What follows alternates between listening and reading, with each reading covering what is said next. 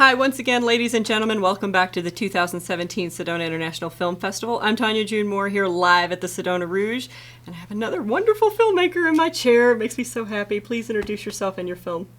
Paul Serafini, thank you very much. Happy to be here. The film is called Annabelle Hooper and the Ghosts of Nantucket, which I got to gather has got to be one of the longest titles in the history of the Sedona Film Festival, I would imagine. Since I've been doing it, might be the longest. The longest, yes.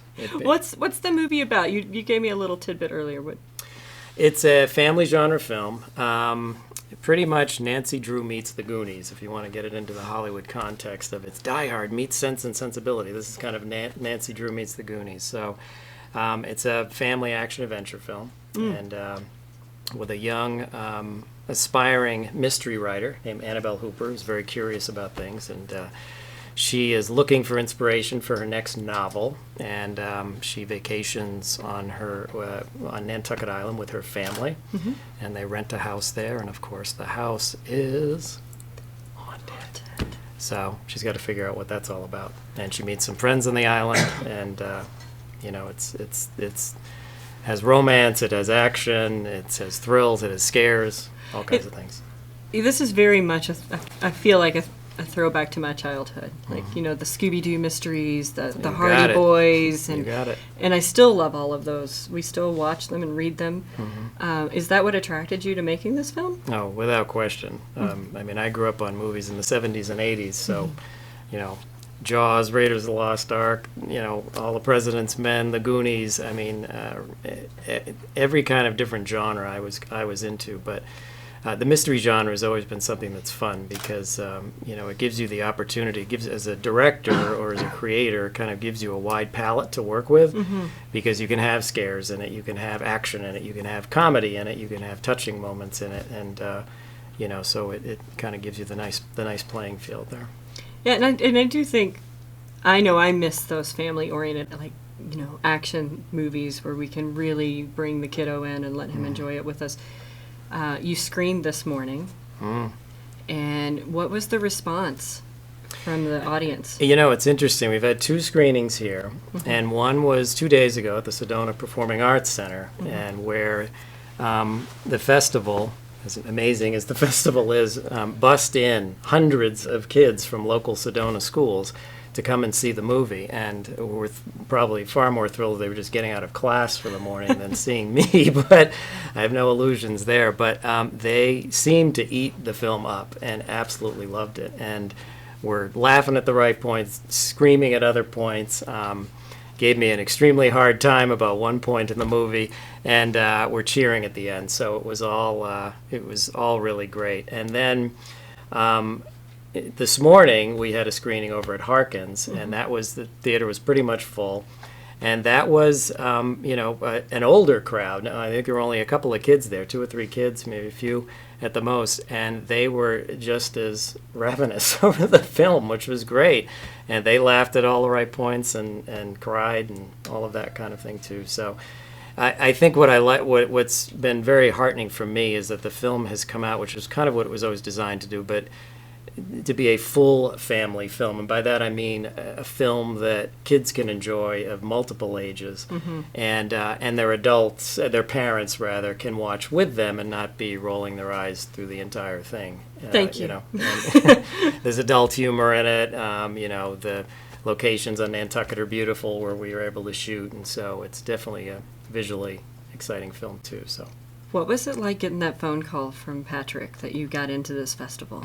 Patrick, the head of the festival, he said I was either his first or his second call, but at the end of the call he said I was his favorite call, because we just had, I was yelling into the phone, he was yelling back, and my family was in the next room going, what is going on in there? Had no idea what was happening, but it was great. He was so enthusiastic. He seemed genuinely thrilled to have the film and have it be a part, and I understand that the festival does, sometimes cater to younger kids in the community, and try to have content for them as well. And so I think Annabelle kind of fit that mold for them, and judging from the screening a couple days ago, that was the case.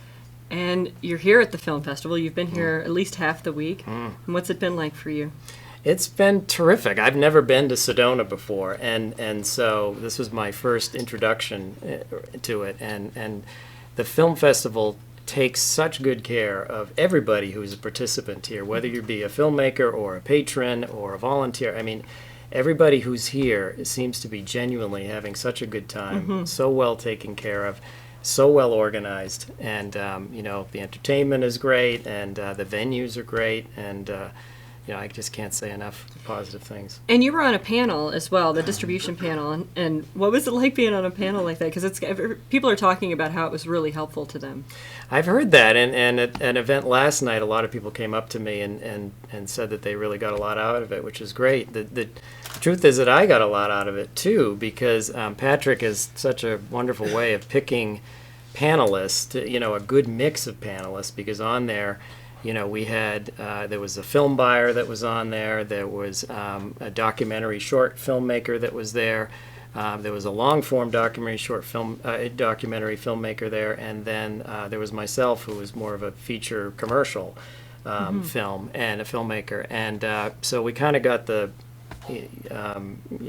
lot of different opinions and points of view from different people who are doing different things, with the medium, and but it was interesting to talk about, our path to distribution. We ended up, in the case of Annabelle Hooper, we got distribution prior to us even shooting the film. So that was a little bit, that was something interesting to talk about. And the audience had some really good questions on how we did that. And so and how did you get that? I mean, could you give us a little? Sure.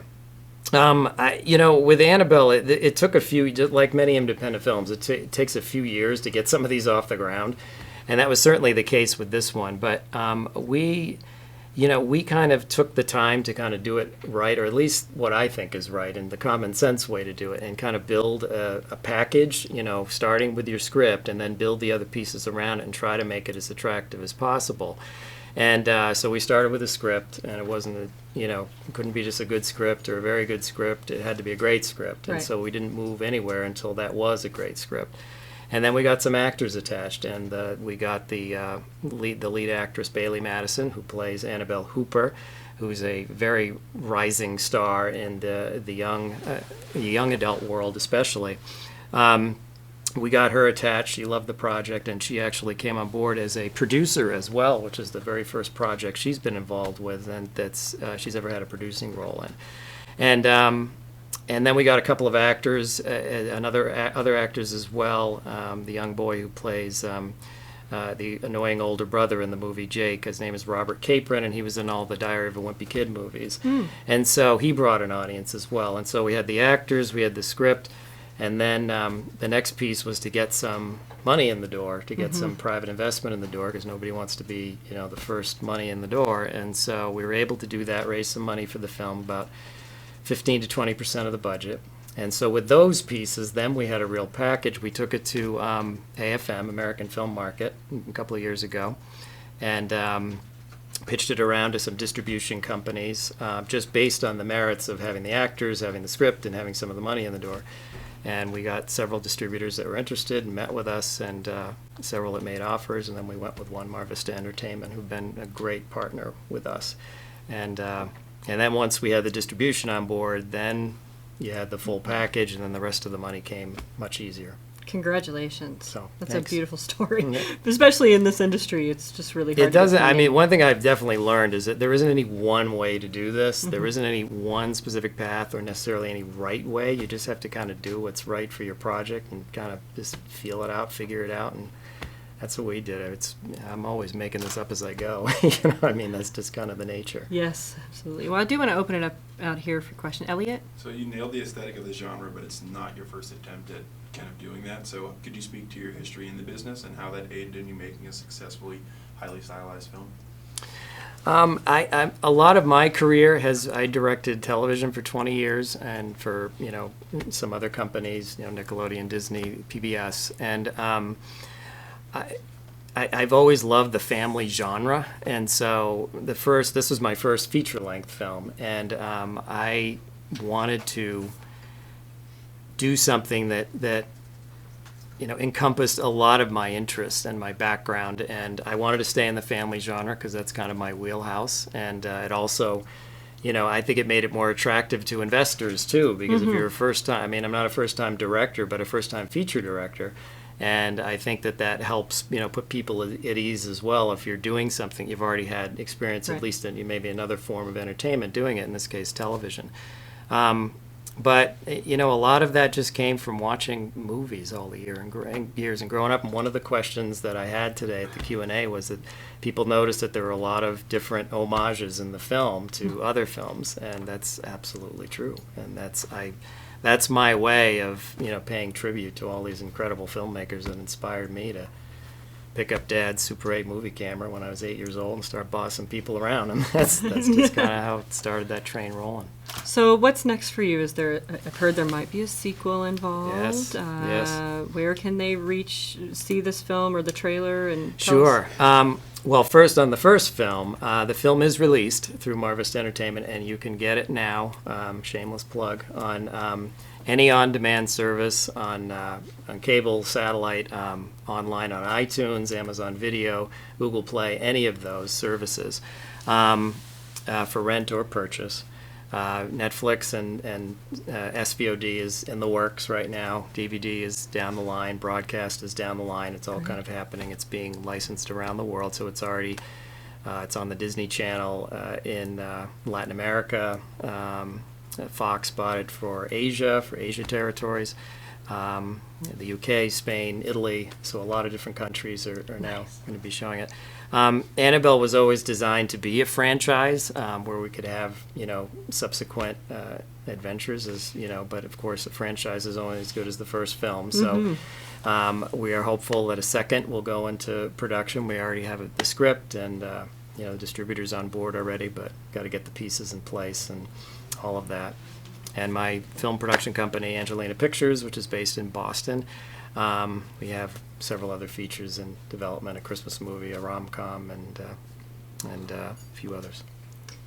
You have a lot going on, and we're glad to have you here. So we're going to see you at the Sedona Film Festival again in the future? I would love to, if you guys will have me back. Of we course love I'll be our back. alumni. Please come back. Absolutely, I'll be here. All right. Thank you, ladies and gentlemen, for watching. We'll be back in a few minutes with another interview.